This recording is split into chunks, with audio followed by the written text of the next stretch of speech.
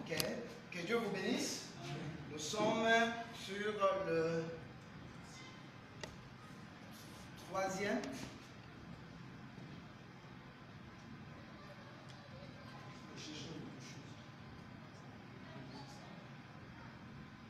Nous remercions chacun de vous pour votre présence dans ces enseignements. Alors nous voulons parler, après les généralités, nous étions au chapitre 2, c'était l'humanité de Jésus-Christ. Et au chapitre 3, on a parlé sur la divinité de Jésus-Christ. Et aujourd'hui, nous commençons un autre chapitre, c'est les prophéties messianiques. Les prophéties messianiques. Les prophéties messianiques.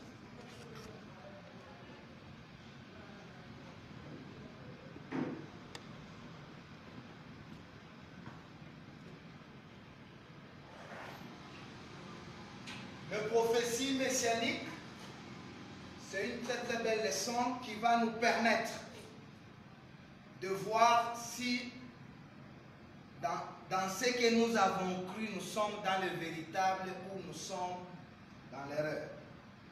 Le premier conseil que nous donnons aux chrétiens, ce n'est pas de refuser tout celui qui vient. Ni Kimbangu, ni Kadima, ni Mukungubile, ni Muhammad, tous ceux-là qui viennent, prenez leur vie, jaugez ça par rapport à la prophétie. Vous comprenez? Ce n'est pas mes convictions qui vont rejeter quelqu'un, mais c'est l'analyse de prophétie. Parce que Dieu a annoncé d'avance ce que sera le Messie, ce que sera le Sauveur. Même Jésus, ne l'acceptez pas parce qu'on le prêche. Ne l'acceptons pas parce que nous sommes habitués à la prêche de Jésus, Jésus, Jésus. Mais nous voulons prendre votre Jésus, l'analyser par rapport à ce qui a été écrit d'avance. Et s'il y a quelque part, ça ne va pas, votre sauveur là, il faut le déclasser. Si ce qui est annoncé et ce que le Sauveur fait est conforme, croyez en lui. Amen. Amen. Alors, dans cette leçon, nous allons d'abord étudier la prophétie.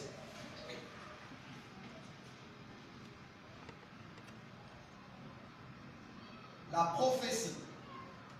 Et 2,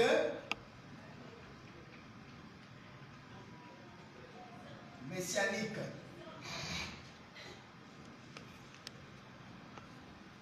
La prophétie.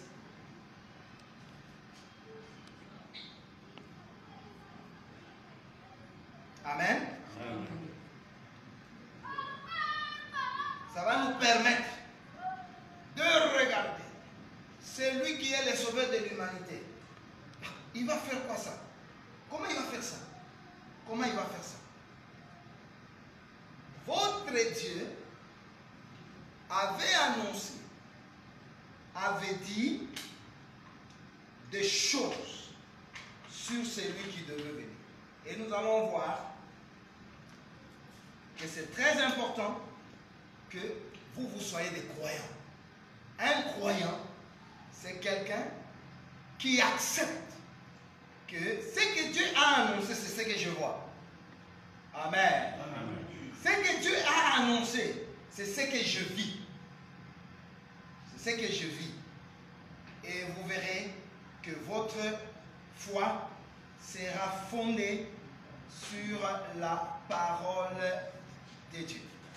Alors je commence avec le messianique avant de rentrer sur la prophétie parce que nous aurons beaucoup de choses à parler sur la prophétie parce qu'il y a des denrées rares à émettre là-dessus. Il y a des choses qui se passent sur ce que les gens disent prophétie qui n'en est pas. Alors le messianique c'est quoi? Il y a une philosophie. On dit le messianisme. Le messianisme, chez les Juifs, c'est une philosophie politique qui prend une restauration d'Israël terrestre ou le sionisme. Le sionisme ou le messianisme. C'est une philosophie, c'est un courant de pensée qui prône la restauration au moyen d'un homme qu'on appelle Messie. Pas Messi joueur barcelonais. Messie, c'est-à-dire le sauveur de l'humanité.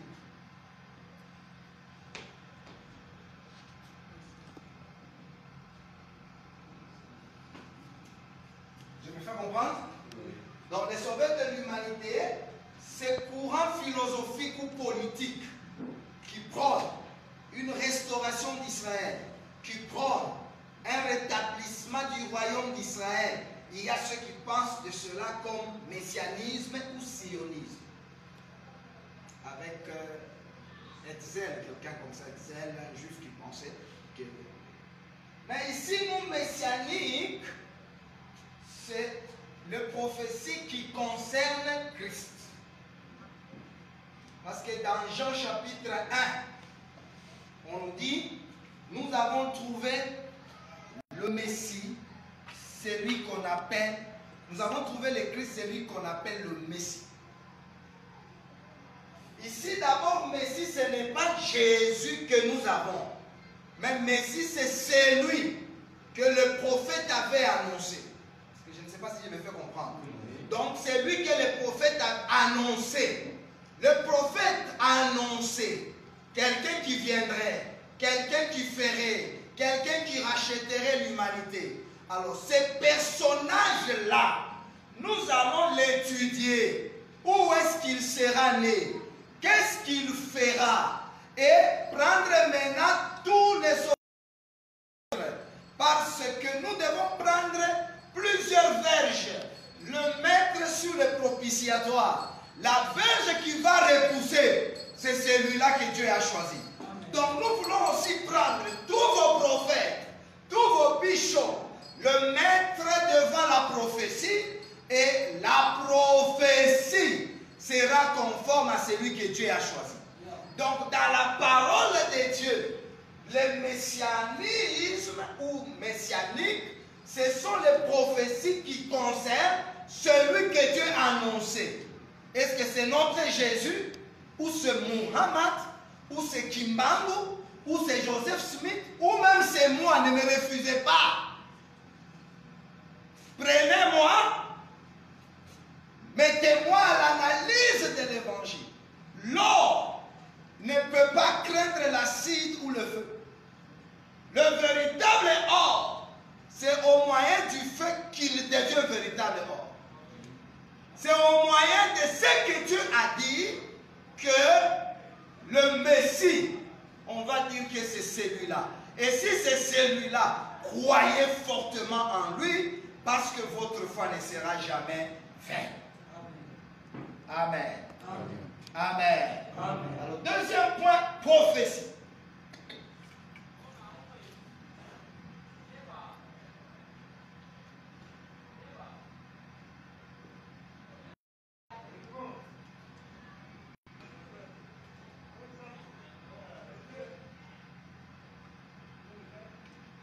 Ça va? Ça va? Oui. Oui. Si ça ne m'a pas posé la question, parce que c'est une très très belle leçon.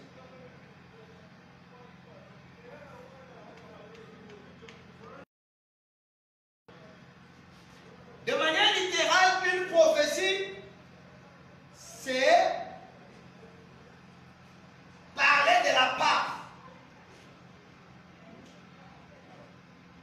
Prophétie, c'est parler de la part de Dieu. 2 Samuel 23, la Bible dit, l'Esprit est sur moi et sa parole est sur ma langue.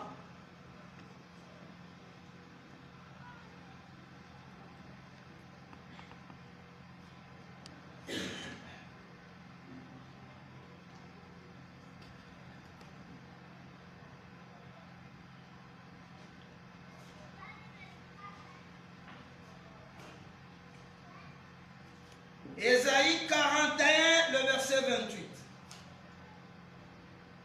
Lisez ça.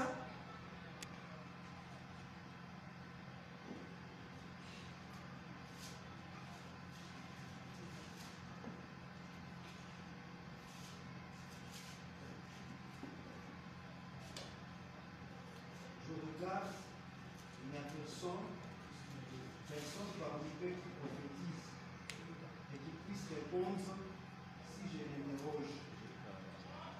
Ok, il n'y a personne qui Prophétise. prophétiser, ça veut dire pardon? Dans votre verset là, il n'y a personne qui prophétise, qui répond quand je l'interroge. C'est-à-dire prophétiser, c'est répondre à l'interrogatoire de Dieu.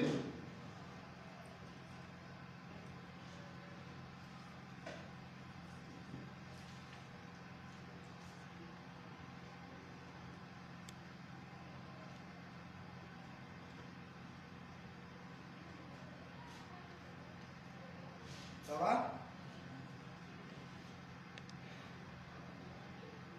Ça va ou ça ne va pas ou ça ira un jour? Ça va. Ça va. C'est-à-dire Dieu a une pensée. Un prophète, c'est quelqu'un qui répond à ce que Dieu est ou à ce que Dieu a. Apocalypse 19, le verset 10.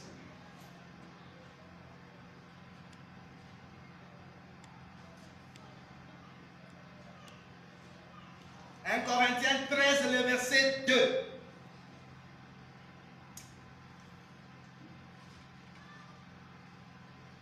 Prenez rapidement, lisez, on est en retard. Lisez rapidement, lisez rapidement. 19, le verset 10. Et j'ai tombé à ses pieds pour l'adorer. Et Oui. il me dit, garde-toi de les faire. Je suis ton compagnon de service et celui de tes frères qui ont le témoignage de Jésus. Adore Dieu, car le témoignage de Jésus est l'esprit de la prophétie.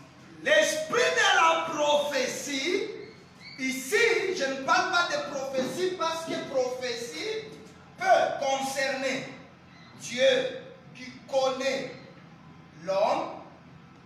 Selon Luc chapitre 7, si cet homme était prophète, il connaîtrait l'état de cette femme.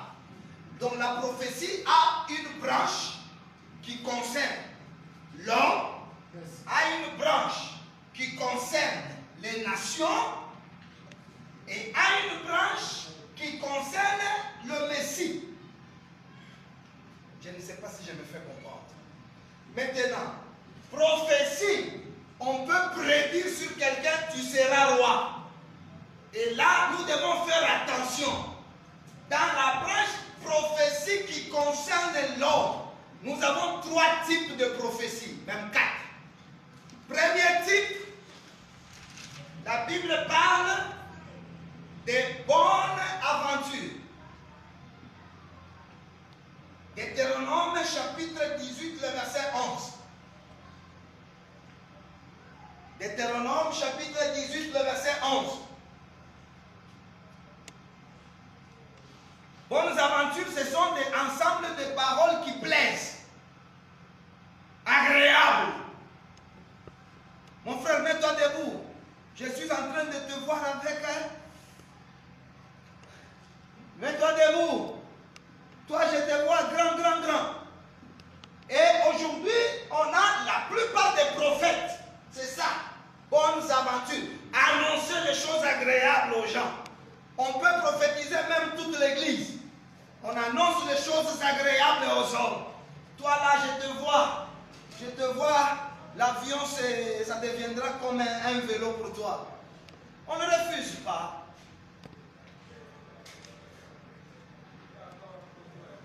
Dans la prophétie qui concerne les hommes, il y a ce qu'on appelle les chimères.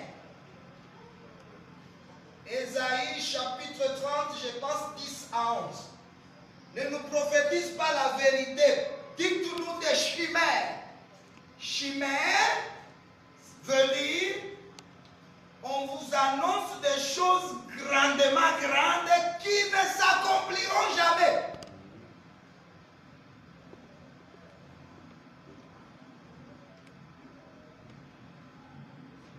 Bon, ma soeur, je te vois un président qui te marie. On va vérifier ça. On va vérifier ça. Ce n'est pas qu'on n'a pas la foi. Quand Dieu parle, Dieu va confirmer ce qu'il a parlé. Parce que Dieu parle, Hébreu 1:1. Je vais vous donner les quelques principes pour que Dieu parle. Notre Dieu parle, mais il ne parle pas chaque jour. Notre Dieu parle, il ne parle pas toutes choses à toute personne. Notre Dieu parle de plusieurs manières et à plusieurs reprises. Si vous prenez les livres, par exemple, de Zacharie ou Agé, Agé est en train de vous montrer comment Dieu parle. La 9 telle, moi, Dieu me parle. Après 7 mois, Dieu lui parle. Chez Jérémie, Dieu va faire 10 jours sans parler, même si Jérémie a posé. Donc, votre Dieu parle, mais il ne parle pas toutes choses à toute personne. C'est pourquoi la Bible dit, si vous êtes dans l'assemblée, que 2 ou 3, au plus, 2 ou 3, au plus, parlent, et que les autres jugent. Il y a ce que dans les prophéties qui concernent les hommes, il y a les bonnes aventures, les choses agréables aux oreilles. Il y a les chimères, les choses qui, entre guillemets, ça sera compliqué pour la réalisation. Je connais une maman qui avait déjà 40 ans, 45 ans, quand Mouzé entre, on prophétise. Maman, amène l'offrande. Le président de la République va t'épouser. Non. Et l'église aime comme ça. Quand on enseigne la vérité, les gens ne veulent pas. Les gens veulent des choses agréables aux oreilles. Et la plupart de nous prophètes, parce que nous tous ici nous prophétisons, nous ne voyons même pas l'état des personnes. Nous annonçons l'avenir. Ça s'accomplit ou ça ne s'accomplit pas, ce n'est pas mon problème. Mais on annonce seulement, on peut venir dimanche à l'église. Ma soeur, viens, ton temps est... Il y a des chimères. Et 3, il y a les invectives. Michée, chapitre 2, le verset 8, je pense 8 ou 10. Invectives, ce sont ensemble de paroles menaçantes ou violentes.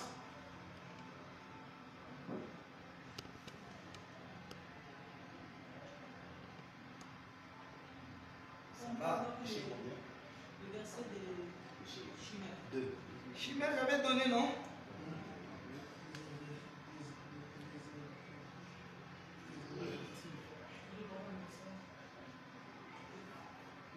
J'avais donné Michel 2:8. 10. 10 à 11. Dites-nous des choses flatteuses, ne nous prophétise pas de vérité. Dites-nous des choses flatteuses, prophétisez des chimères. Et Paul va continuer en disant, dans les derniers temps, il viendra un temps où les hommes ne supporteront pas la saine doctrine, mais ils auront la démangeaison d'entendre les choses agréables. Michée 2:6. Ne prophétisez pas, disent-ils, qu'on ne nous prophétise pas de telles choses. Et la Bible dit, les invectives n'ont pas de fin. Ce sont des paroles. Oh toi, ma soeur, je vois 3 cadavres derrière toi. Jésus Véridabo. Toi là-bas, hein, mon frère là-bas, toi aussi, lève-toi. Je vois 4 têtes de chiens qui ouvrent grandement leur bouche, qui veulent te dévorer. Mon frère là-bas, quand je dormais, je voyais, il y a des choses vraies. Je ne dis pas que c'est faux. Ok? Mais ça exagère. La plupart des personnes prient parce qu'ils sont sous la crainte. Oh, la Bible dit l'amour parfait bannit la crainte. Je répète ce que j'ai dit la semaine passée. Si tu y es Daniel, Dieu va permettre qu'il te jette dans la fosse au lion parce que tu es lion. Amen. Si tu es Samson, tu es aussi de la tribu de Dan, même si un lion vient devant toi, ne crains pas. Dieu ne peut pas permettre que tu sois tenté au-delà de ta destinée ou de ce que tu es. Donc, vous devez savoir, au lieu de terroriser nos chrétiens, même s'ils sortent d'un jeûne, amène l'offrande parce que j'ai vu sur ta porte un lion et une lionne en train de se battre. C'est la sorcellerie de ton père et de ta mère. Et il fait l'offrande demain encore. Non!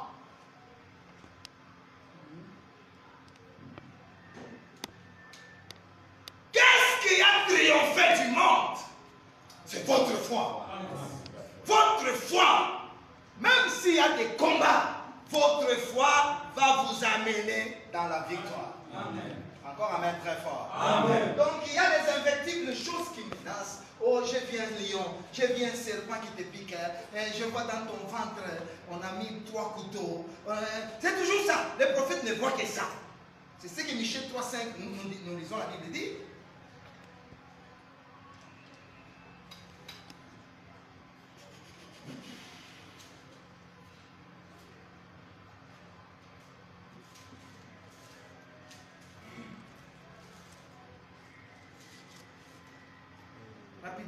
Rapidement, on va rentrer maintenant dans la prophétie. Michée 3, 5. Ainsi parle l'Éternel sur le prophète qui égare mon peuple, qui annonce la paix si leurs dents ont quelque chose à mordre, et qui publie la guerre si on ne leur Si tu lui donnes l'argent, si tu lui donnes les habits, il prophétise maintenant des bonnes choses sur toi. Un prophète, il lui dit qu'est-ce que Dieu lui a dit. Amen. Même Balaam, il nous voit tout ce que tu lui donnes, il lui dit l'esprit m'a saisi, j'annoncerai ce que Dieu m'a dit. Et aujourd'hui, quand on a une apparence d'être bien habillé, on ne trouve naturellement pas les choses négatives. On ne connaît pas l'état de l'homme. Donc, c'est là où on va faire la différence entre un devin et un prophète.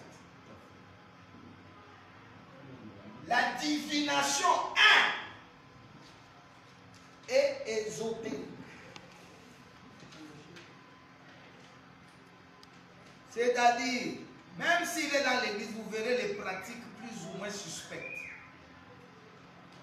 Oh, la nuit, déshabille-toi, écarte tes jambes. Les pratiques un peu suspectes. Ésotérique. Allez prendre votre dictionnaire, mon frère. Ésotérique. La divination est syncrétique. La divination est lucrative.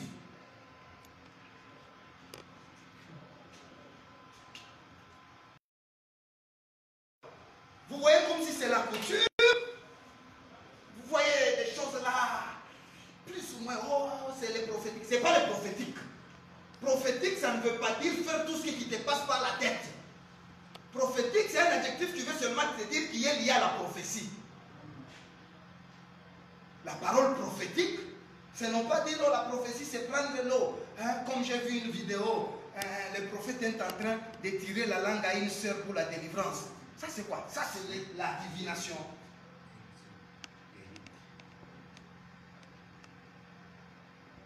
Mais la prophétie, elle est évangélique, elle est orthodoxe.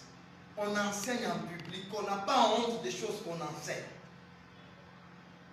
Mais la divination, elle est lucrative, c'est-à-dire, on donne l'argent avant un service. Or, le prophète fait un service avant d'avoir un don. Écoutez-moi bien. Il n'y a aucune écriture dans l'ancienne alliance où on exige pour aller voir Moïse amener l'offrande. Il n'y a pas. Si dans 1 Samuel 9, on nous dit, je n'ai rien à donner au prophète, il n'y avait pas aucune ordonnance qui oblige. Pour voir un prophète, il faut donner. C'est une offrande volontaire.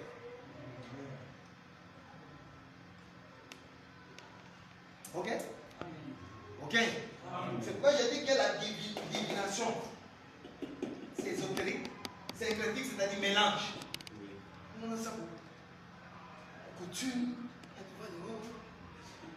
Il faut porter les noirs noirs, ça sera les jours de délivrance. On mélanger avec la poussière de votre porteur, amenez ça. Non, tout ça. Et vous allez voir à la fin, il y aura l'argent. Il y aura le lucre, l'argent. On cherche l'argent. Vous voulez que je prophétise? Donnez d'abord l'argent. Nous recevons l'argent après. Je prêche, on me donne. On ne me donne pas. Ce n'est pas un problème, mais je prêche. Vous avez reçu gratuitement, donné. Ça, c'est ça le principe de Dieu. Maintenant, la prophétie, comme je vous ai dit, Dieu a parlé sur certains hommes. Même aujourd'hui, Dieu peut parler sur les logos et sur le rema. Le rema, c'est ce qui te concerne. Dieu peut te parler, fais ceci, ne fais pas cela. Moi, je crois que Dieu parle. Même maintenant là, Dieu parle. Dieu parle. Dieu parle de tout, je crois. Mais il ne parle pas de tout à tout le monde. Il y a dans nos églises, quelqu'un qui entre à l'église seulement ce matin, il va voir le pasteur sans chemise. Il dit, vous jouez, hein? Oh papa, quand j'étais en prière, j'avais peur. Tu n'avais pas de chemise. Tu étais nu sur le marché musée. Alors les gens criaient. Dis directement, tu es sorcière.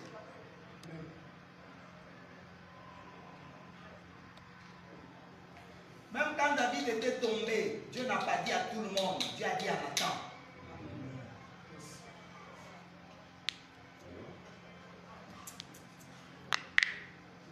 Donc nous avons des gens qui, étant sorciers,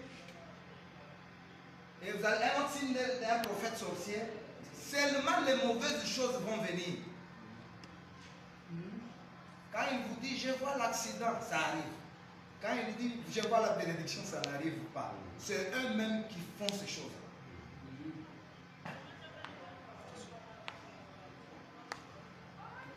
Ok? Oui, mon frère. Oui, le logos, c'est ce qui est écrit.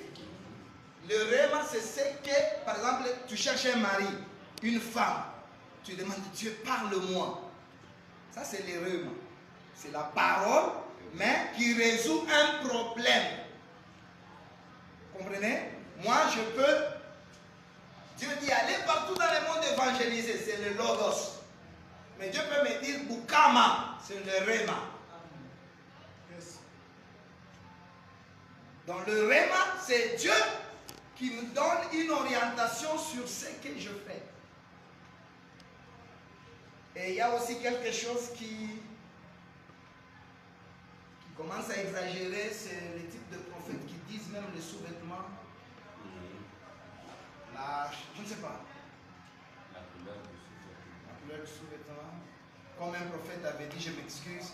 Ma soeur, Dieu peut te parler, mais tu dois utiliser le langage pour transmettre ce que Dieu te donne. Par exemple, le prophète va voir une sœur, je m'excuse, dans la prostitution, c'est-à-dire on voit le corps de l'homme dans son corps. Mais le prophète, il va dire quoi? Il dit mot à mot. Ma soeur, mets-toi. Je vois le corps d'un homme dans tes rêves. Ah, voilà. Ah.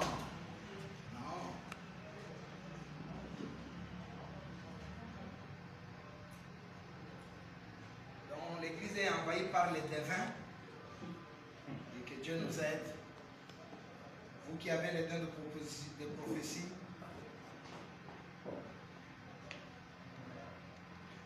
ok? Ok. Et il y a aussi des choses qu'on ne sait pas vérifier, mais on les annonce. Quand tu avais 2 ans, là, je vois, il y avait une maman, je vois même cette maman-là avec les yeux rouges qui t'avait pris. Je peux vérifier ça. T'avait pris et qui avait jeté la salive dans ta bouche, c'est ce qui te bloque. Ça peut être vrai, mais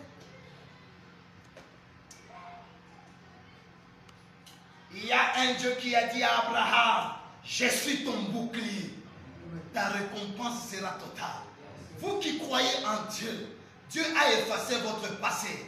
Dieu a ranimé votre présent. Et Dieu a ressuscité votre avenir. Il dit, cherchez-moi. J'avais dit, vous ne me chercherez jamais vainement.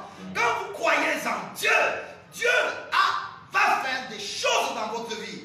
Donc, la Bible dit, pourquoi vous rassasiez votre âme de cendre?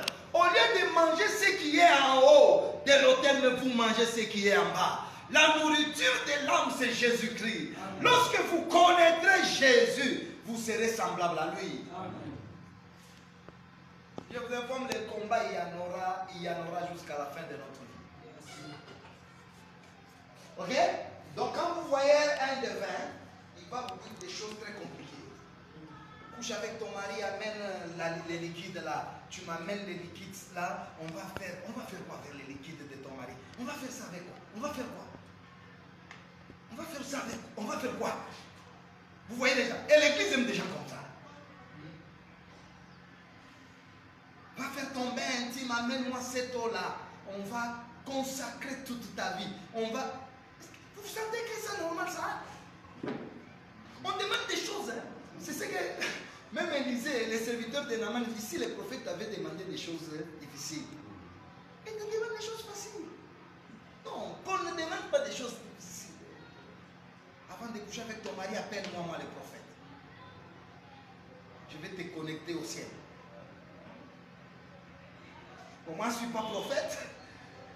Ils même disent que non, tu n'es pas prophète, il ne faut pas condamner les prophètes parce qu'ils sentent ce que Dieu dit.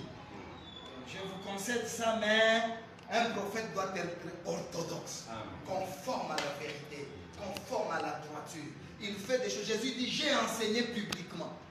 Luc 7. J'ai enseigné publiquement. Je n'ai pas parlé en cachette. C'est-à-dire, un prophète, quand il prophétise, même là, le beau-père est là, la belle-mère est là, les enfants sont là, je peux donner la pensée de Dieu. Amen.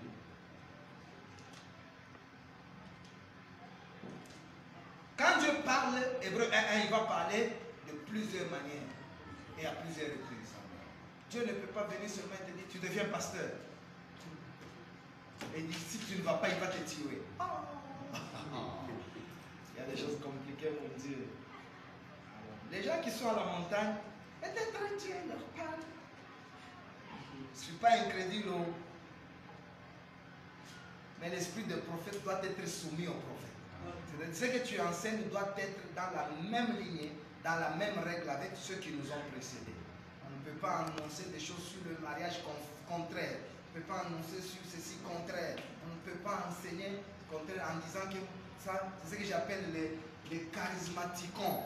Les charismaticons, c'est-à-dire les fous charismatiques, c'est-à-dire ils vous disent des choses, même si on ne les prouve pas dans la Bible, ils sont charismaticons, charismatiques, c'est-à-dire ce sont des fous, ils se disent, moi c'est Dieu qui m'a dit, moi c'est Dieu qui m'a dit, c'est Dieu qui m'a dit, divorce, c'est Dieu qui m'a dit. Papa. Nous voulons rester à ce qui est écrit dans la Bible. Parce que toute prophétie qui contredit ce qui est écrit, nous allons annuler ça. Ça, on parlait de la prophétie qui concerne l'homme. Hein? Dans la prophétie qui concerne l'homme, il y a prophétie, il y a vision, il y a rêve, il y a prédiction. Ainsi de suite. Et la prophétie vient consoler, exhorter, ainsi de suite. Je n'en sais pas sur la prophétie. Mais il y a aussi les prophéties qui concernent les nations. Dieu a annoncé que telle nation fera, telle nation fera. Mais toutes ces nations-là ont une histoire liée à Israël. Ça, c'est très. Quand on dit prophétie sur Assyrie, aujourd'hui, il y a un problème. L'Assyrie d'hier, là, ce n'est pas Assyrie d'aujourd'hui, c'est compliqué. Excusez. Oui. Là, vous n'avez pas terminé. Vous avez dit qu'il y a 4 types de prophéties concernant l'homme. Je vais chuter avec 4, c'est la prophétie proprement dite. Ça concerne aussi l'homme. J'ai parlé de, ça exhorte, j'ai parlé déjà de ça. Ça concerne l'homme, Dieu peut te parler pour révéler les cœurs,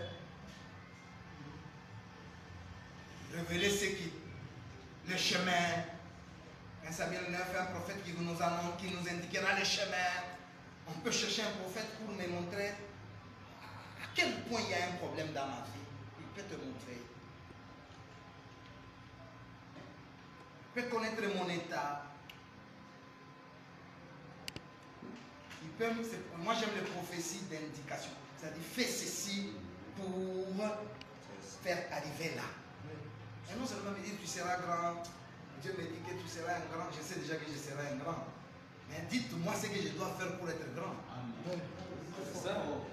C'est ce qu'il faut dire. Ouais, ouais. Dites-moi, Dieu dit, fais ça, ça, ça, tu deviendras grand. Qui ne veut pas être grand ici? Donc nous voulons un Samuel 9, un prophète qui nous indique le chemin. Quoi faire? Comme Samuel va dire, lorsque tu verras ça, ça, ça, fais ceci, il y aura ça. Ça gère un prophète comme ça. C'est-à-dire, telle année, tu verras ça. Lorsque tu verras ça, évite ça. C'est en ce moment-là qu'il faut faire ça. Tu arriveras là. Chimère ou des terreurs. Dieu veut te tuer. Il va me tuer pourquoi? Comme j'avais dit, même les catcheurs qui font le fétiche ici, Dieu ne les tue pas. Il va me tuer seulement moi.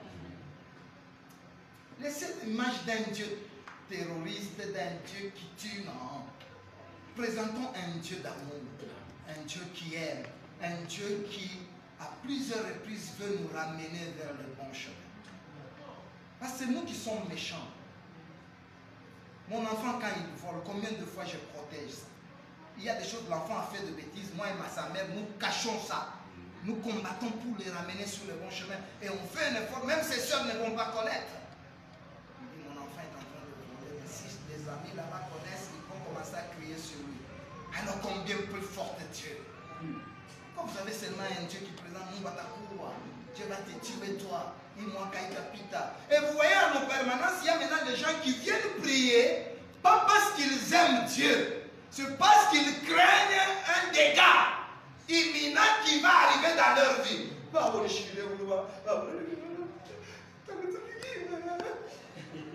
qu'on a vu soit un lion qui les mange entièrement, on a vu soit un léopard qui a mis un coup de tête dans sa maison, toute la maison était tombée. Alors on voyait les gens qui viennent à l'église. Et les gens qui peuvent maintenant prendre le temps pour prier pour que Dieu le fasse grandir, il y en a peu. Il y en a peu. C'est pourquoi on a des gens là qui n'ont pas, comme je vous ai enseigné, sur les six pieds de la foi. J'ai enseigné ça ici. Oui. Parce que sans foi, on ne peut pas être agréable à Dieu. Donc la foi est une confiance. La foi est une assurance. La foi est une fidélité. La foi est une persévérance. La foi est une patience.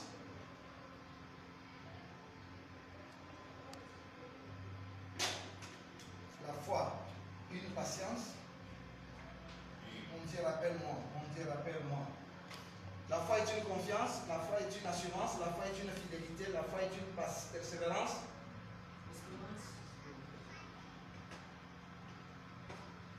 Une patience et une résistance. Ok? Quand quelqu'un a la foi, il fait confiance en Dieu. C'est ça la foi. On fait confiance. On n'a pas vu Dieu, mais je fais confiance en Dieu. La foi, c'est une assurance. Je suis sûr de ce que je suis en Dieu. Je suis sûr de ce que sont mes promesses en Dieu. Même si je ne vois pas. Même s'il n'y a pas de preuves, mais je suis sûr que même si je meurs, mon Dieu me ressuscitera. La foi, c'est une assurance. Je suis enfant de Dieu. Mais la foi, c'est une fidélité. Je suis en train de vivre conformément aux engagements, aux ordonnances de Dieu. C'est ça la foi. La foi, c'est une patience. Ce que Dieu me promet qu'il va me donner, il ne me le donne pas aujourd'hui, mais il me donnera après 4 ans. Mais j'attends sans me fâcher. J'attends sans me fatiguer. C'est ça la foi. Et la foi, c'est la persévérance. Ici, c'est Genèse 15, le verset 3. Abraham eut confiance en Dieu. Et cela lui fit imputer en justice. Assurance. C'est Hébreux chapitre 11, le verset 1 à 2. Et la foi, c'est une ferme assurance. La fidélité, c'est Galates chapitre 5. La foi, le fruit de l'esprit, c'est la foi. La foi là-bas, c'est la fidélité. Je reste constant. Je ne crois pas. Je marche dans l'alliance. La foi, c'est une patience. Jacques chapitre 4, le verset 7. La foi, c'est une résistance. 1 Pierre chapitre 5, le verset 8. Le diable est en train de rugir comme un lion. Résistez-lui avec une foi ferme. Nous avons déjà dans l'église une insulte, il va laisser l'église. Ça, c'est quelle foi? La foi, c'est résister. Le diable ne me donne pas, je résiste. Le diable me fait du mal, je résiste. Les frères me font du mal, je résiste. Et la foi, c'est une persévérance. Luc 18, 1 à 2. Jésus donna cette parabole pour montrer qu'il faut prier sans se fatiguer. La femme va, on ne résout pas. Elle va, on ne résout pas. Et à la fin, Jésus dit, quand le Fils de l'homme viendra, trouvera-t-il la foi? Donc ça, c'est ça. Ça va ou ça ne va pas? Ça va. Que Dieu vous bénisse. Amen. Que le Seigneur vous bénisse. Amen. Que le Seigneur vous bénisse. Amen. Donc, la prophétie, ça concerne aussi le Messie. Les nations.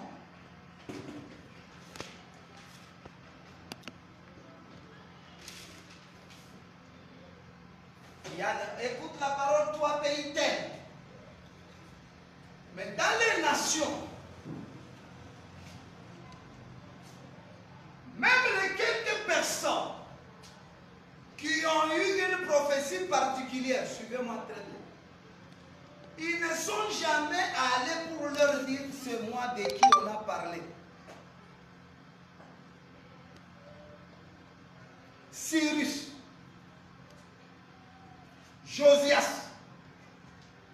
Josias, avant qu'il ne naisse, on avait déjà prophétisé qu'il viendra un enfant, son nom sera Josias. Josias est en train de détruire les cimetières, il détruit, il voit 2 cimetières, on pose la question, il pose la question. Ce que je vois là, c'est quoi on dit? Ce sont les sépulcres du prophète qui avait annoncé ce que tu fais maintenant.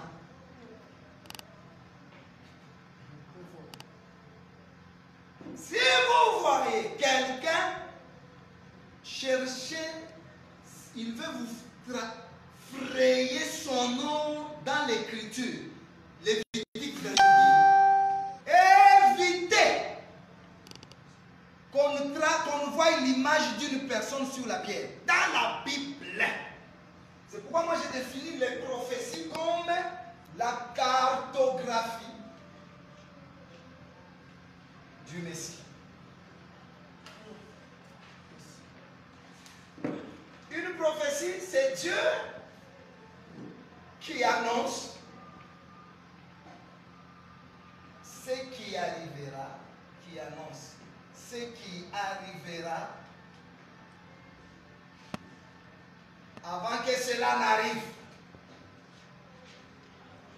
On va donner les versets. Isaïe 48, j'annonce avant que les choses arrivent et lorsqu'elles arriveront, que vous ne dites pas, c'est mon Dieu qui me les a dites. Donc, Dieu, Galates chapitre 3, le verset 1. Galates chapitre 3, le verset 1.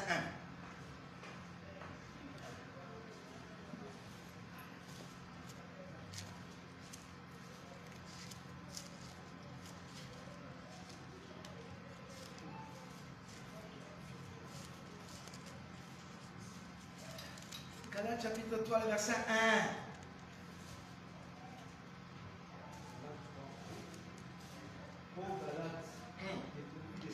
Qui vous a fasciné, vous aux yeux de qui Jésus-Christ a été peint comme crucifié. Jésus a été peint. La prophétie, c'est la peinture du personnage de Jésus. C'est-à-dire, Dieu a dessiné un être. Voyez-vous, Dieu nous a dessiné un être, un peu ici, un peu là. Il cache une partie dans Genèse, il cache une partie dans Exode, il cache une partie dans Lévitique, il cache une partie dans les généalogies, il cache une partie dans Deutéronome. Maintenant, l'Esprit va venir rassembler la peinture de cet être-là. Au moyen des Écritures, quand je regarde, je vois Jésus est là. C'est pourquoi on dit que la prophétie, c'est le témoignage de Jésus. C'est-à-dire, dans la prophétie, nous devons avoir une peinture exacte de Jésus. Ça j'aime. C'est-à-dire, même quand l'autre va venir, je n'ai pas besoin d'une photo de Jésus. J'ai besoin de la prophétie. Dieu avait dit de naître où?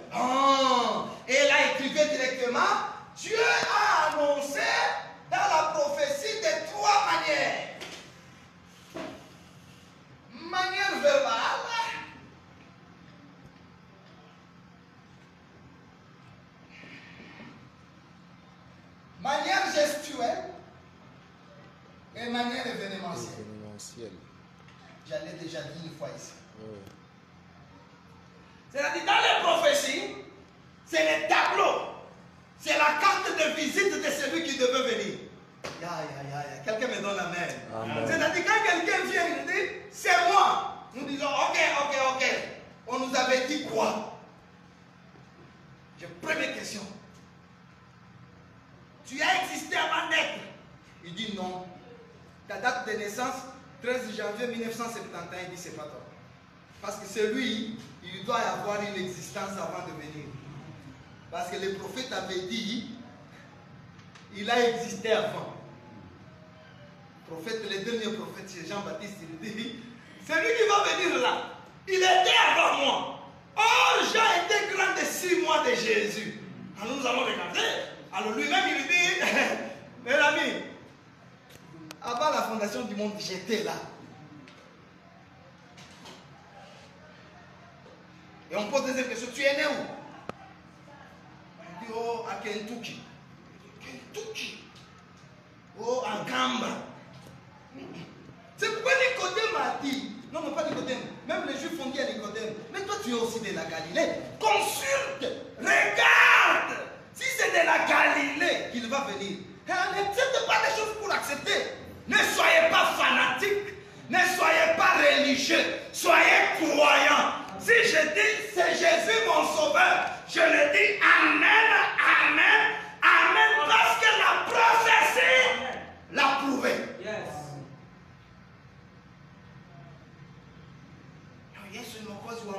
Ne dis pas pour le plaisir de dire.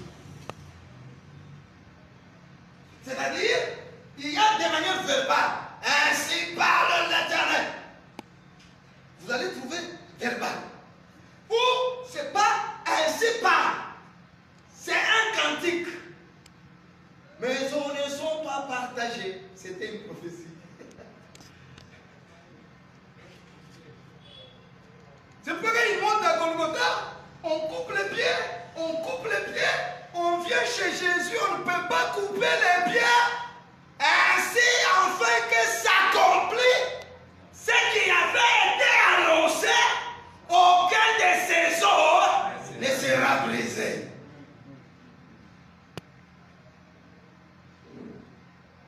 C'est-à-dire, quand tu lis l'écriture là, c'est une prophétie. J'ai soif. David il chante, il dit, j'ai soif. Ce n'était pas David, non. C'était l'esprit de Christ qui était en lui, qui criait, j'ai soif. Donne-moi où Katima a dit j'ai soif. Donne-moi où Mukuna a dit j'ai soif. Montre-moi où ton chef du village a dit j'ai soif. Il chante, il dit, ils ont partagé mes vêtements. David, on n'a pas partagé ce vêtement.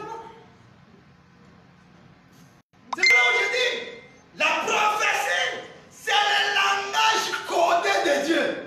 Amen. Il faut seulement avoir l'œil pour voir l'agneau qu'on mange là, c'est une prophétie. Ézéchiel, on coupe les cheveux, c'est une prophétie.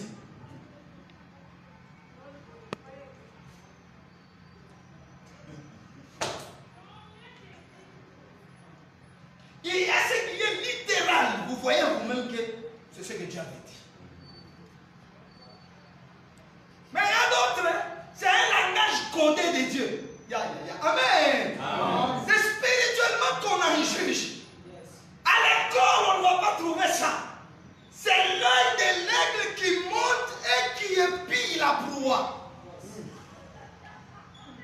Samson doit descendre 7 fois. Première fois, Samson descend, il voit la femme. Là, c'est Elohim qui voit la création.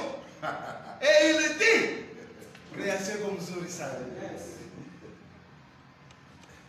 Deuxième fois, Samson va descendre avec son père et sa mère pour briser les lions.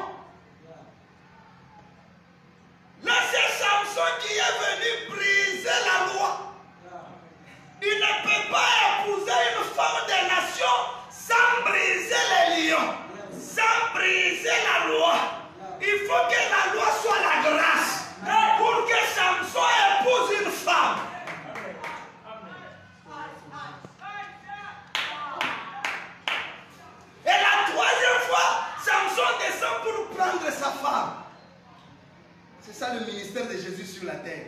Il travaille. Bon, les autres c'est codé. Mais Samson va aussi descendre et il se cache dans le rocher. Les Philistins le cherchent, ils ne le voient pas. Oh. Les Philistins cherchent, ils ne le voient pas. Il faut aller trouver ses frères. Il dit, vous, ses frères, montre-moi où est Samson. Votre Jésus est caché dans les Écritures. Même certains théologiens lisent, ils ne comprennent pas. Même les scientifiques lisent, ils ne comprennent pas. Consultez ses frères. Et ses frères sont les Éphésiens 4. Le ministre a la parole. Et quand il regarde, il voit que Genèse 1:3, là, quand Dieu avait dit que la lumière soit, c'est Christ. L'agneau immolé, c'est Christ. Le rocher qui marchait, c'est Christ.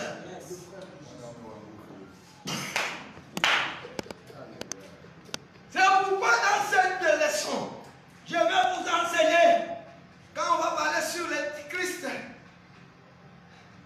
comme homme. On va vous enseigner des Christ comme homme. Néhémie ne peut pas reconstruire la ville si il n'offre pas le vin. Il faut d'abord offrir le vin pour aller le rebâtir. Christ a offert le vin du sang pour qu'il ait la force de rebâtir l'homme qui était tombé. Esther ne peut pas vaincre Aman s'il ne gêne pas 3 jours et 3 nuits. C'est pourquoi il y a des fois, mon papa, ne les lis pas vite, c'est Christ. Dieu nous a parlé de Christ. Si tu ne comprends pas, tais-toi, on va t'enseigner. C'est ça le problème. Il y a des gens qui disent, oh, non frère, Jacob est esclave. C'est la naissance de Dina qui va finir l'esclavagisme de Jacob. Abraham n'avait jamais de terrain. C'est la mort de Sarah qui va permettre à Abraham d'avoir une terre. La Sarah là qui meurt, qui donne à Dieu, Abraham, d'acheter la terre. Ce n'est pas Sarah, oh. Christ est tout en tout. C'est ce que la Bible dit. Christ est tout en tout. Nous avons des difficultés, nous sommes trop ignorants pour comprendre.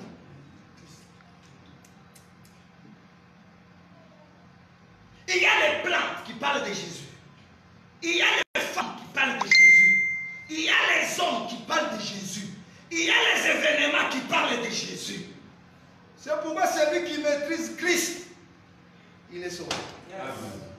Il est sauvé. Parce que la Christ, Colossiens chapitre 2, le verset 5, connaître Christ, le mystère dans lequel il y a tous les trésors de la sagesse. Il n'y a pas d'église sans Christ. Il n'y a pas d'eschatologie sans Christ. Il n'y a pas de sotérologie sans Christ. Il n'y a pas de leadership sans Christ. Toutes les petites sciences de la théologie, Christ est la science principale.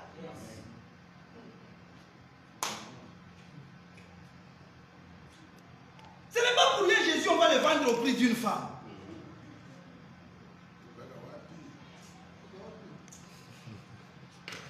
C'est pourquoi Jérémie nous dit quoi? Jérémie. Prenons Jérémie.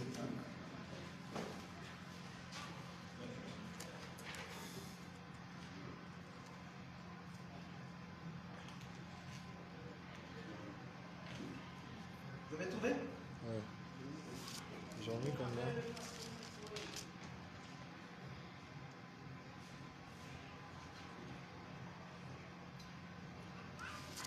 Ok? 22-18. Oui. C'est pourquoi ainsi parle l'Éternel sur Joachim, fils d'Ézéchias, roi de Juda. On ne pleurera pas en disant, hélas, mon frère, hélas, ma soeur. On ne pleurera pas en disant, hélas, Seigneur, hélas, sa majesté. Il aura la sépulture d'un âne, il sera traîné et jeté hors des portes de Jérusalem.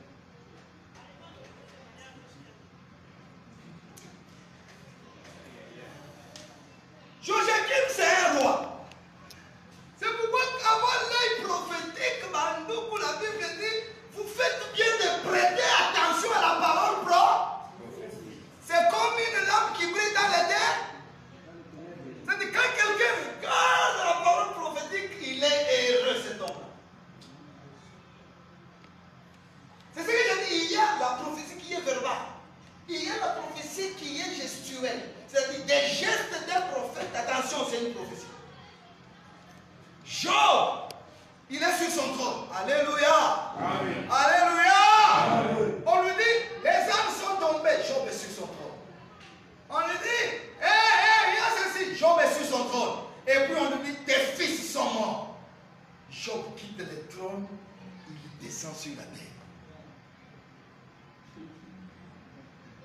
Toi, tu penses ça, c'est quoi ça?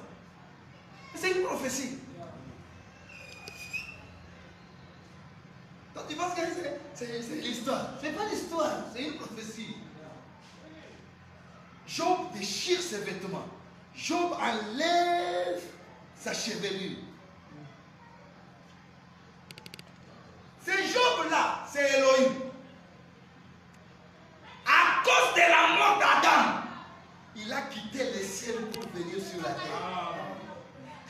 C'est ça, quitter le trône pour se mettre par terre.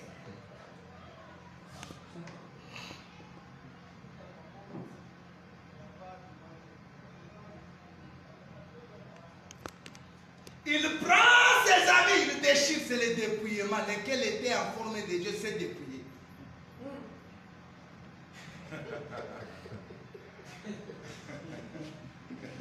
Ou les habits, Job dit, les habits c'est un corps. Il a pris son corps, il l'a brisé.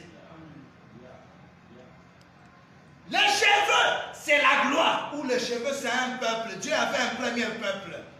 Israël, il a coupé Israël pour nous racheter. Donc c'est là où nous disons qu'il y a la manière verbale, il y a la manière gestuelle, il y a la manière événementielle. C'est un événement, on mange l'agneau. C'est une prophétie.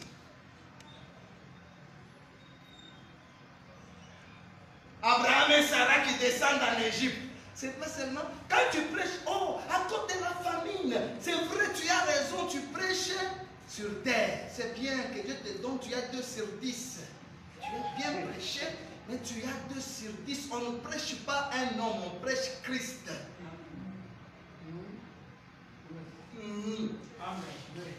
C'est lui qu'on prêche. Dans la Bible, il n'y a pas toi. Dans la Bible, il y a d'abord Christ. Abraham, là, qui descend à cause d'une famine. C'est qu'au ciel, il y avait une famine. Dieu devait venir chercher quelque chose. Et quand Dieu descend, il faut que la femme entre chez Pharaon. Et Pharaon doit connaître cette femme-là. Et les lits où il couche, Apocalypse révèle que c'est les lits de tribulation. Et ils vont sortir avec beaucoup de richesses, avec les serviteurs d'Abraham.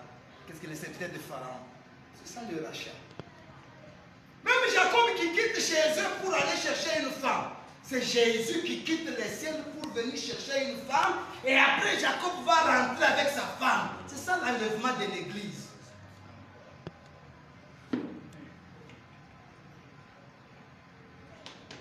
On dit Joachim, hein? On ne plaira pas.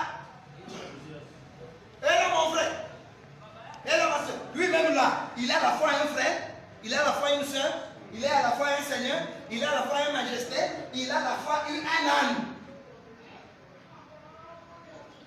Ça, c'est pas Joachim. Celui-là, là, qui est lui-même un frère, lui-même une soeur, lui-même un seigneur, lui-même une majesté, lui-même un âne. Ça, c'est une prophétie.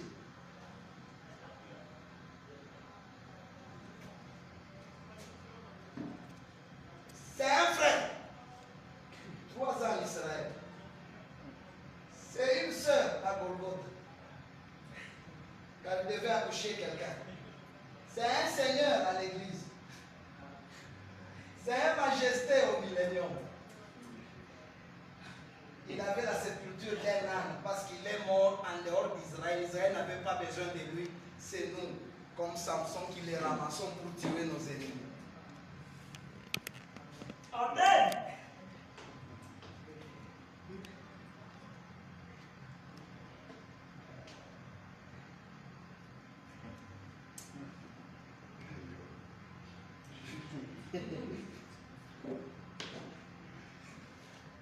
C'est pourquoi prêcher seulement littéral. Dieu nous pardonne. Faites connaître une science merveilleuse. Quelque chose, quand tu le dis, les gens réfléchissent que cet homme est intelligent. C'est pas compliqué, les gens, parce que moi je n'aime pas les gens qui prêchent des choses. Oh, prêche cela.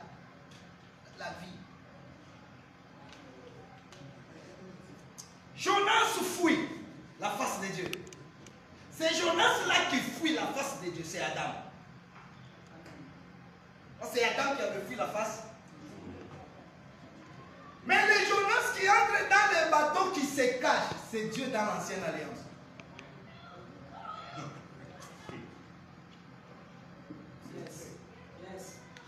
Dans les navires, c'est Proverbe 31, les navires c'est une femme. Dans cette femme-là, Dieu se cache. On offre les choses, les gens ne se calment pas. Parce que la colère de Dieu exigeait que Dieu, c'est Messie qui s'est caché là, on l'offre. Jonas 1, on nous dit, il fuit la face. C'est ça Genèse 3, non? Qui fouillait la face de Dieu? Ah, ok, Adam. Et puis il entre dans un navire, il se cache. Là nous voyons le Dieu qui se cache, c'est Dieu dans l'ancienne alliance, dans la loi. Ils avaient Dieu, mais ils ne le connaissaient pas. Mais la colère de Dieu était là. Il fallait offrir. Tout ce qu'ils offraient là n'a pas calmé la colère de Dieu. Il fallait offrir un homme. C'est pourquoi Dieu lui-même dit dans Isaïe, est-ce que vous m'avez offert quelque chose? Qu'est-ce que Dieu demandait? Offrez-moi un homme. Vous m'avez offert les petites histoires comme ça. Donnez-moi un homme. Un 13, je pense. Vous m'avez offert quoi? Vous m'avez offert quoi? Vous, Dieu dit que, est-ce que Dieu peut poser la question à Israël, vous m'avez offert quoi? Pendant 40 ans, vous m'avez offert vous. C'est Dieu qui pose la question. Oui, Dieu, tout ce qu'il donnait là n'a pas pu satisfaire Dieu. Amen. Amen. Amen. Amen. Amen. Ça n'a pas pu satisfaire Dieu. Il fallait jeter Dieu. Jeter Christ. Quand on le jette, les gens ont commencé à adorer le vrai Dieu. Amen. La tempête s'est calmée. Le fait de les jeter, c'est ça Jean 3,16, car Dieu a tant aimé le monde. Il a jeté Jonas, afin que quiconque croit en lui ne périsse point, mais qu'il ait la vie.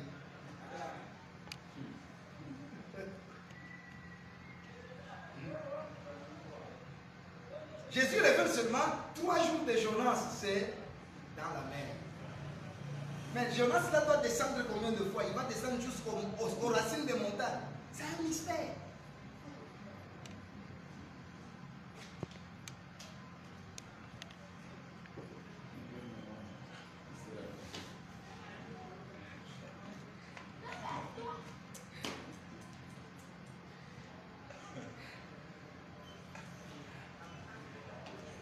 Amen. Donc le messianisme pour Israël, c'est une restauration de la nation puissante d'Israël au moyen d'un roi physique qu'on appellera un Messie. Mais nous croyons que cela sera possible par Jésus, bien entendu, mais au millénium. L'islam aussi parle d'un Mahdi, un Mahdi, c'est-à-dire un Messie qui va venir, et il y a des gens qui disent que c'est notre Jésus ici, le Issa bin Maryam qui reviendra pour cela. Mais ici, pour nous, le Messie, c'est étudier si ce qui a été annoncé, c'est ce qui est là. Prenez Jean chapitre 1er, verset 15.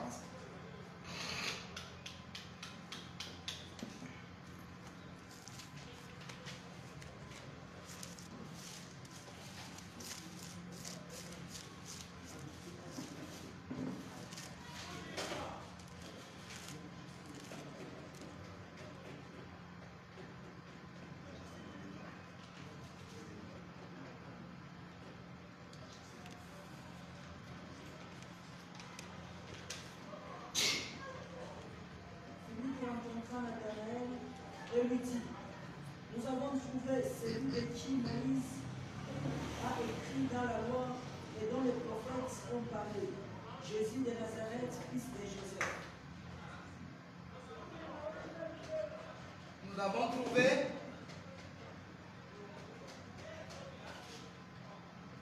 de qui Moïse a écrit dans la loi et dont les prophètes ont parlé. Ok, nous avons trouvé celui de qui Moïse a écrit. Donc Moïse a écrit, comme je vous ai dit, même 4 manières. manière verbale, manière mystérieuse. C'est encore caché. Il y a manière gestuelle et manière événementielle. Il y a un événement comme ça dans la Bible. Attention, c'est une prophétie. C'est pour ça que je dis la prophétie, c'est le code, langage codé de Dieu. Il fait très chaud, mon Dieu.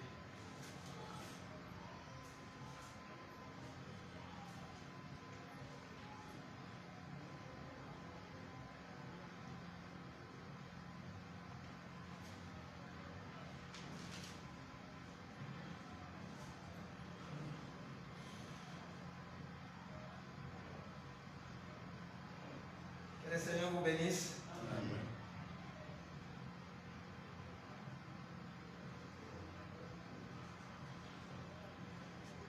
Là-bas, c'est très hâte, bien. 13:33. Nous avons trouvé, les Juifs savaient, nous avons trouvé celui de qui Moïse a écrit et les prophètes ont parlé, Jésus de Nazareth. Qu'est-ce que Nathanaël dit? De Nazareth? Peut-il sortir quelque chose de bon de Nazareth? On lui dit, viens, viens et vois. Et Nathanaël, quand il arrive, Jésus lui dit quelque chose qui se confirme avec des prophéties.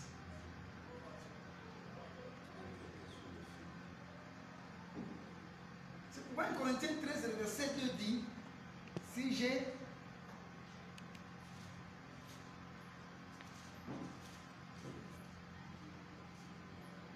Lisez-moi ça Verset vite. 2. 2. Et quand j'aurai le don des prophéties, la science de tous les mystères, C'est la science de tous les mystères. et de toute la connaissance. Dans la prophétie, tu as la science de tous les mystères.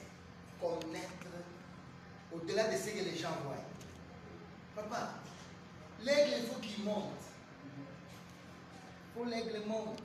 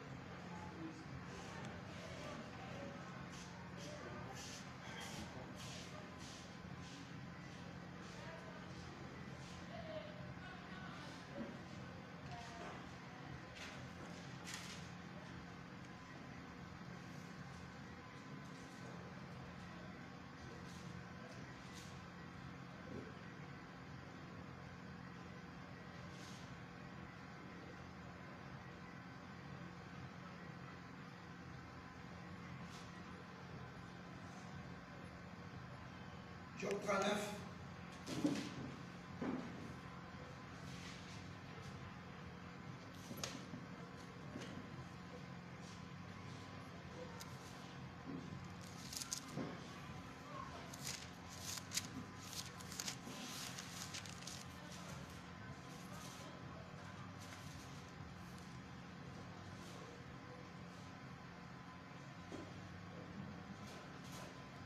Vous avez déjà lu ça? On lit d'abord ça, Acte 26, 27. Il fait très chaud. Très chaud. Crois-tu aux prophètes? Parce que ce sont les prophètes qui... J'ai déjà voyagé dans un pays, je ne connais personne. On dit seulement, tu sors, tu verras quelqu'un qui est là. Prends ce taxi-là, il va t'amener quelque part. Tu vas compter 3 parcelles dans la rue là. À gauche, c'est là. On donne la cartographie de là où je vais sans connaître. Je dis, on m'amène. Je dis seulement, amène-moi tel lieu. Il m'amène, je dis gauche. Puis gauche. 3e parcelle, on klaxonne, c'est là. Donc la prophétie nous évite d'adorer un faux. C'est pourquoi même Israël va adorer l'Antichrist, parce que l'Antichrist va venir avec quelque chose de semblable. Et à un moment, il faut regarder les prophéties. C'est pas ça. C'est pas ça. C'est pas ça. Donc avec ce verset, vous devez retenir et qu'on démontre par les Écritures que Jésus, c'est lui le Messie. Et Romains 1.1 nous dit que l'évangile, d'abord 1, concerne Jésus. L'évangile a été promis depuis le temps. Donc l'évangile ne commence pas avec Matthieu. Je l'ai déjà démontré ici plusieurs fois. L'évangile, ce n'est pas Matthieu, Marc, Jean. Ok? C'est dans la folie même, je dis que l'ancienne alliance, même Jean, c'est l'ancienne alliance. Même Luc, tout ça, c'est l'ancienne alliance. Parce que Jésus aussi est venu faire des prophéties. Quand la femme est courbée là, vous pensez que c'est quoi? La femme courbée dans la synagogue là, c'est Ésaïe qui prophétise que toi Israël, les nations disaient courbe-toi. Donc Israël arrivera à un moment, il sera dominé par les nations, on lui dira courbe-toi et nous passons. C'est ça la grande tribulation. Et Jésus va redresser cette femme. C'est Israël qui sera redressé. Comme ton prêche là, c'est aussi bon. Hein, là. Dieu va te relever. Et ce soir, Dieu va te redresser. Donne-moi même 3 fois. Il va te redresser. On dit Amen, mais tu as 3 sur 10.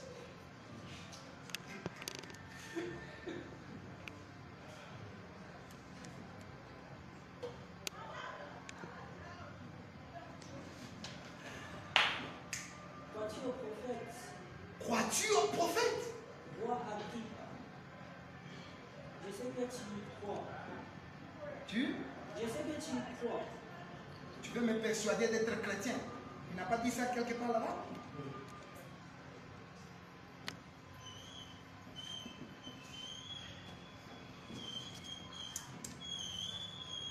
26, 28. Et Agrippa dit à Paul, tu vas bientôt me persuader de devenir chrétien. Donc celui qui est persuadé d'être chrétien, il croit au pro? Il croit au pro? Il croit au? Pas il croit à un prédicateur. Dis-nous ce que les prophètes ont dit.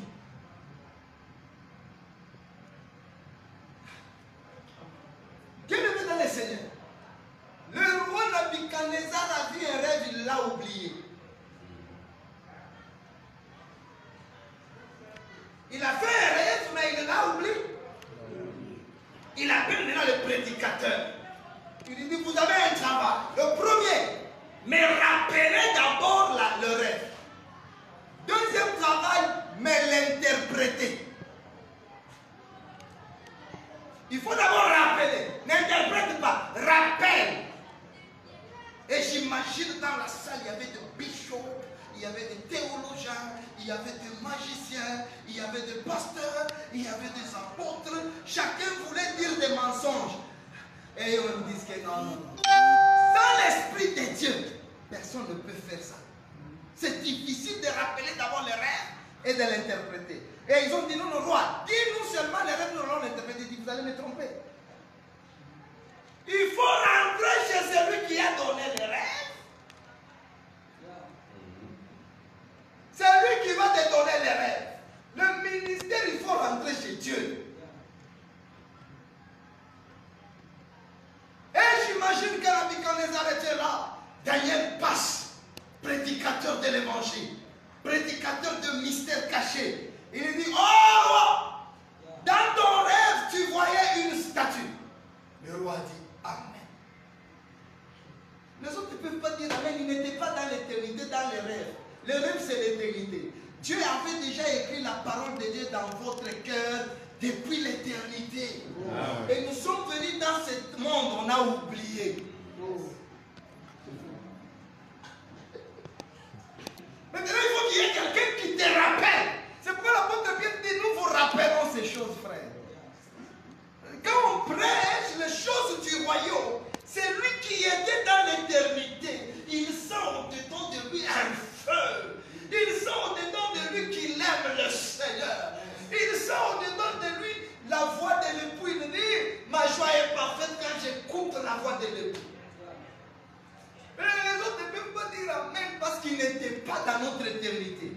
Et ils aiment seulement les choses de la terre. Tu mangeras, tu voyageras. Et si tu voyages, c'est pour aller où? Ouais. Et l'Américain, tu vas lui dire, Dieu va te bénir, tu iras où? Il y a une prédication même dans certains milieux ici à Lubumbashi, ça ne passe pas. Moi, là où j'habite, je ne connais pas mon voisin de gauche et de droite. Je ne connais pas. Alors vous allez me dire, l'amour fraternel, c'est quoi? Il faut connaître le nom du voisin. Parce qu'on va demander les vases. Le vase de voisin. Papa, tous les ans.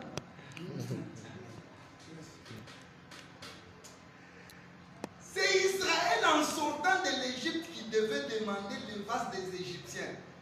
Les vases là, c'était le vase des Égyptiens. Quand Israël sort, il sortait avec certains Égyptiens. Ces vases là, c'est l'Église. La Bible dit nous étions des vases.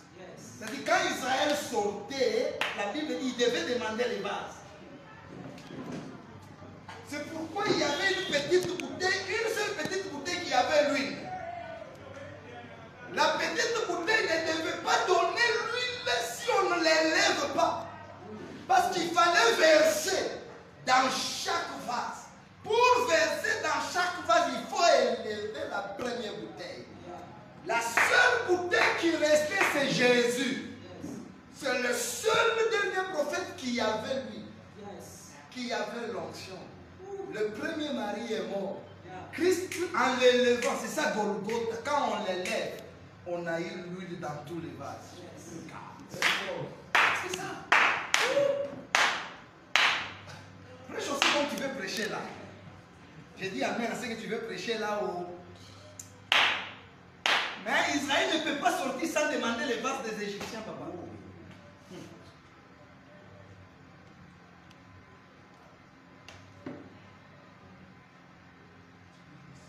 Donc, la prophétie, c'est très vaste. On ne connaît pas tout. Quand quelqu'un prêche, ne dis pas d'abord non. Analyse. Ça va? On parle encore de quoi? Donc, c'est pourquoi être persuadé d'être chrétien, hein, c'est croire au prophète. Crois-tu au prophète? Pas à la philosophie. Non. Pas au management. Non. Pas au leadership. Non. À la prophétie. C'est que Dieu a annoncé d'avance ce qu'il sera, ce qu'il fera, comment il sera.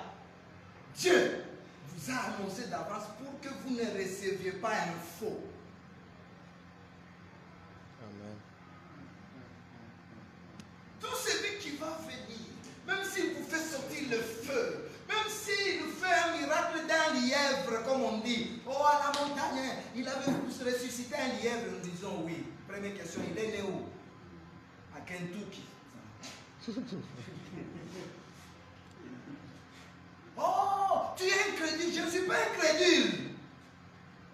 Nous, on nous a dit que c'est Bethléem.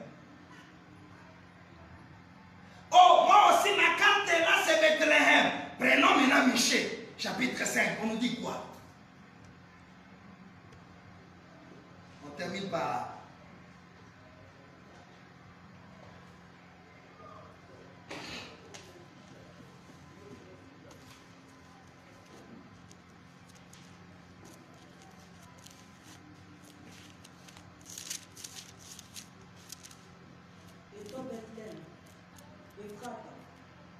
entre les milliers de Juda. De toi sortira pour moi celui qui dominera sur Israël, et dont l'origine remonte aux temps anciens et aux jours de l'éternité. Je te pose maintenant une question. Tu es né à Bethléem? Je dis oui. Toi là-bas, tu as une origine aux temps anciens. Il dit non, je suis né seulement en 1909. Parce que tu dois avoir un jour de l'éternité, ça doit être ça ton origine. Ça on efface. Verset 3. Il se présentera. Lis en français. Verset 3. il se présentera. Verset 2, chez toi alors. C'est pourquoi il les livrera jusqu'au temps où enfantera celle qui doit enfanter, et les restes de ce frère reviendra au cœur des enfants d'Israël. C'est qu'il y a une femme qui doit enfanter avec un temps connu. Donc il y a un temps. On va calculer ça les temps ici. Parce que Dieu avait même donné à peu près les temps qui doivent venir. Pas 1800, pas 1900. Il y a un temps. Exactement, c'est pourquoi on pose quand Jean-Baptiste a parlé, on nous pose la question. Qui es-tu toi? Es-tu le Messie? Es-tu Élie? Dis-nous, tu es qui? Parce qu'Israël qui connaissait la prophétie, il étudiait que ça doit être en ce temps qu'il doit venir. Et on nous dit, il y a quelqu'un qui va les livrer jusqu'au temps où il doit enfanter. Un seul peuple va se diviser. Un peuple va rester, un peuple sera livré. Et un reste va rentrer. C'est ça Jean chapitre 11. Il faut qu'un seul meure, Jean chapitre 10. Il faut qu'un seul meure pour que les enfants dispersés rentrent.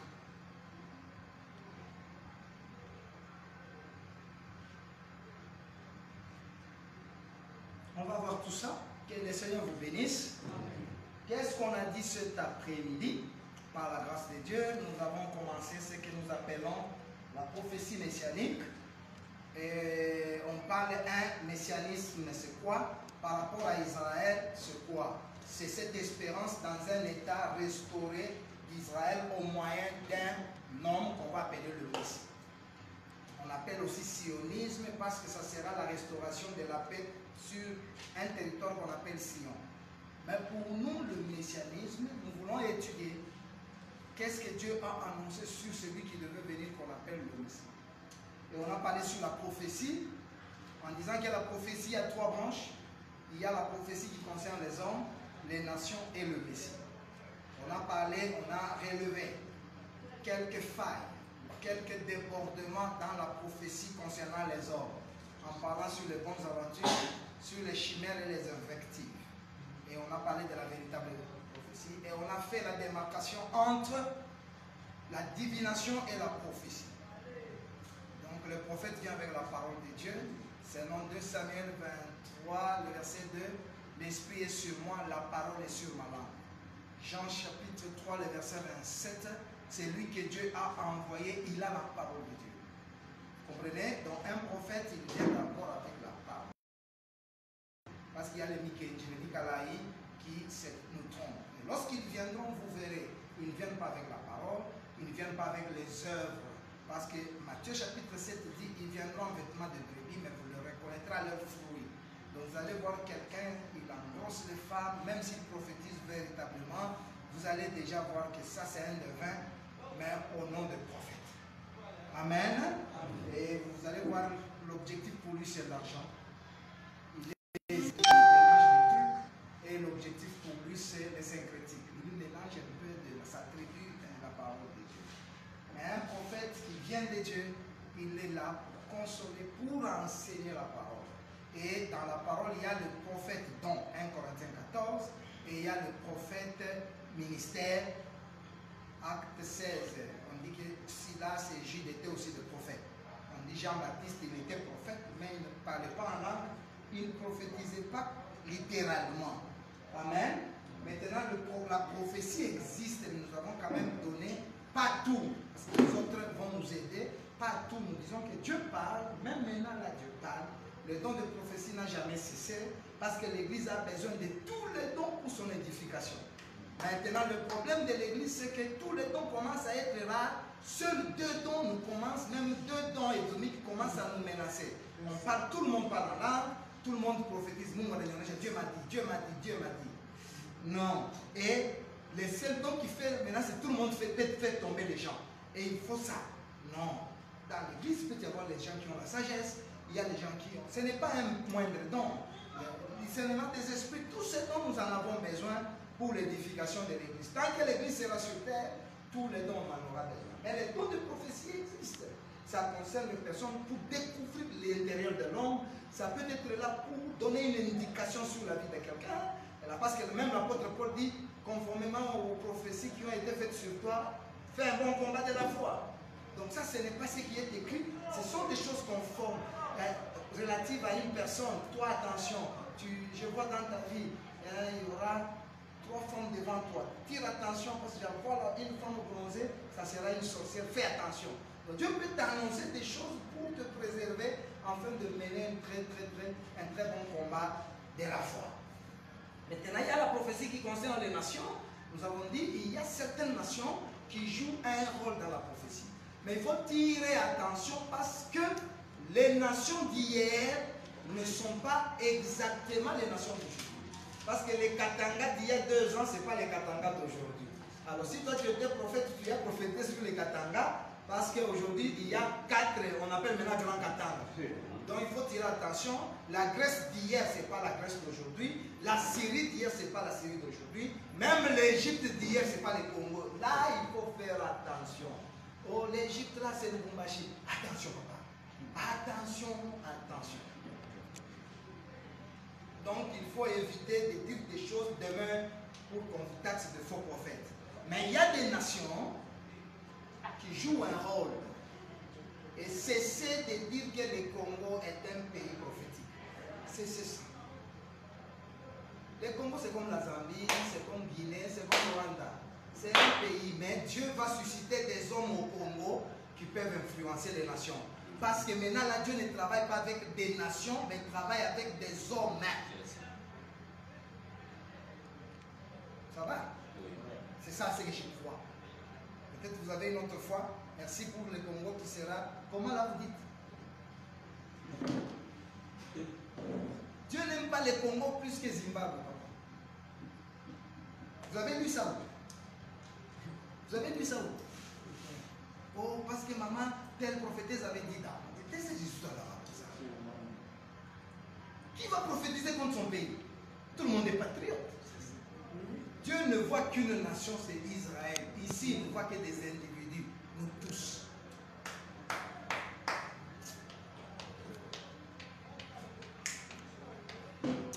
Et ne pensez même pas que, parce qu'au Parlement, on a pris les drapeaux d'Israël directement, le Parlement est sanctifié. C'est pas ça.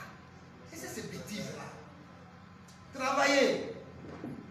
Hein? Ne soyez pas bornés dans la pensée. Travaillez. Travaillez seulement, papa. La Chine se développe, ils n'ont pas prié.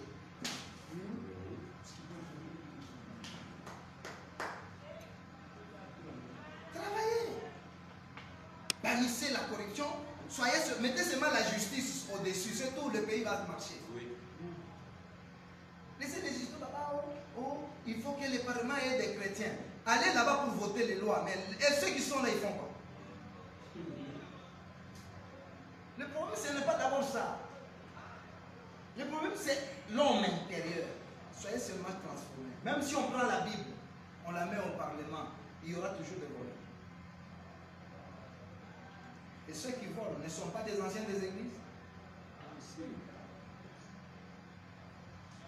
On a combien de bishops là-bas qu'on a corrompus?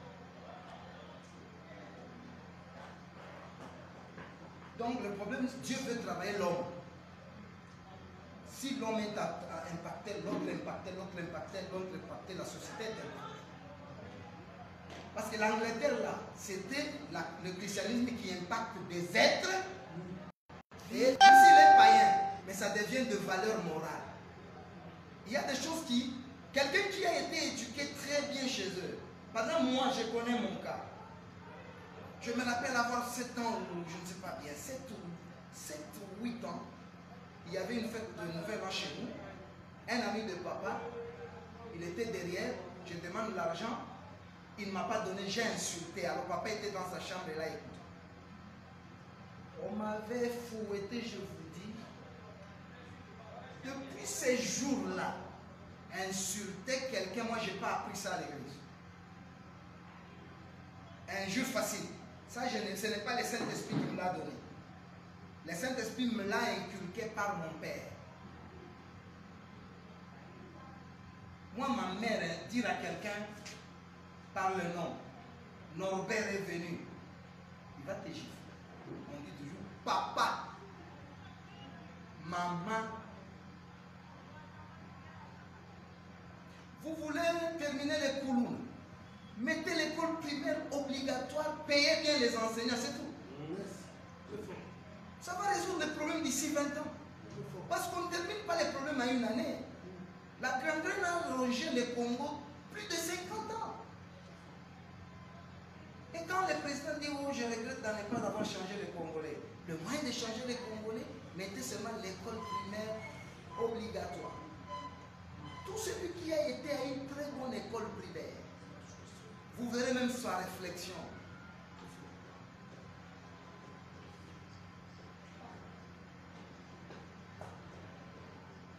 Donc la prophétie c'est cela. Alors, nous avons dit que Dieu nous a parlé. Pour être persuadé d'être chrétien, il faut croire au propre. Et le christianisme se définit comme l'accomplissement des promesses. Ce que Dieu a annoncé à nos pères, nous croyons que Dieu l'a accompli en Jésus-Christ. Alors, la semaine prochaine, par la grâce de Dieu, si le Seigneur ne revient pas, nous allons maintenant voir les lois de l'interprétation d'une prophétie. Et après, on va commencer à énumérer les prophéties. Il y a des prophéties simples, il y a des prophéties composées. Il y a des prophéties sur la même ligne. Une partie s'accomplit 1000 ans avant, l'autre va s'accomplir 2000 ans après. Mais quand le prophète parle, tout, même quand Jésus parle de Matthieu 24, Jésus résout plusieurs questions. Jésus, dans Matthieu 24, il parle de la destruction de Jérusalem. Jésus parle de la souffrance de la grande tribulation. Et Jésus parle de son retour et du fin du monde, de la fin du monde, ou fin de temps. Mais tout est là. Donc il met ça pêle-mêle, il met là. Quand tu lis Matthieu 24, il y a un moment, ça, c'est destruction de Jérusalem. Cette partie, c'est lui qui va rentrer. Cette autre partie, c'est comme ça. On va vous donner par la grâce de Dieu. Tu vois par exemple ça. Ça c'est comme ça. Ça c'est la continuité d'une autre prophétie. Il y a un prophète qui parle là-bas, un autre le complète là-bas. Et il nous donne les dessins. Parce que la prophétie, c'est le tableau peint de Jésus. Tu auras la vraie image de Jésus-Christ par la prophétie. Que la paix et la grâce nous soient données. Shalom. Merci. Nous remercions le Seigneur.